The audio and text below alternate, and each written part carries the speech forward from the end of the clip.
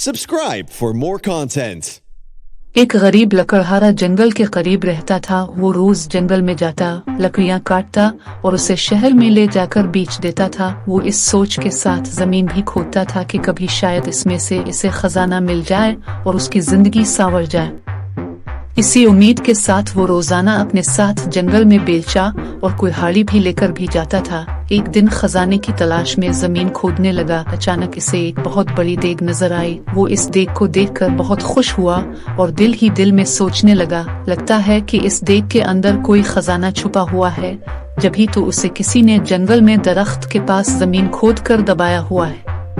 वो खुशी खुशी देग की तरफ बढ़ा ताकि इसके अंदर हाथ डालकर खजाने को देख सके।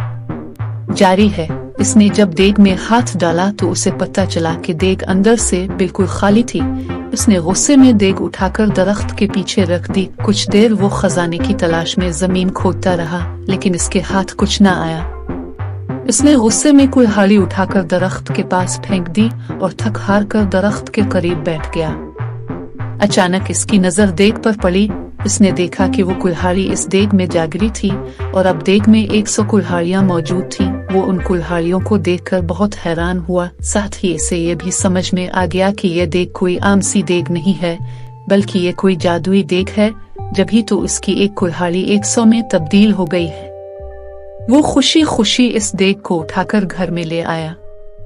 लकड़हारे ने इस देग को एक कमरे में छुपा दिया। रात के वक्त उसने जादुई देग को दोबारा आजमाने के लिए इसमें आम डाला। थोड़ी देर बाद इसने देखा तो देग में 100 आम मौजूद थे। अब तो इसका यकीन पुख्ता हो गया कि यह वाकई कोई जादुई देग है।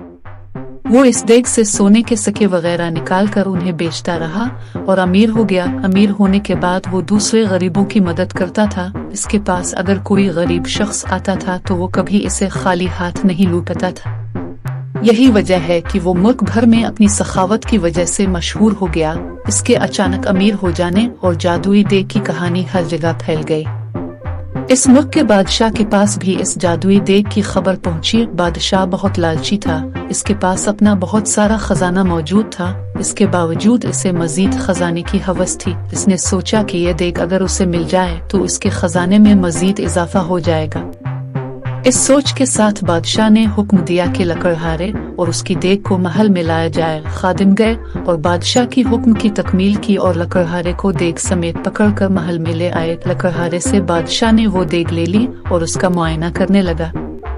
अचानक वो अपने कदम ना संभाल सका और उसका पांव देग में जा पड़ा। अब जादुई देग की वजह से 100 बादशाह निकल आए।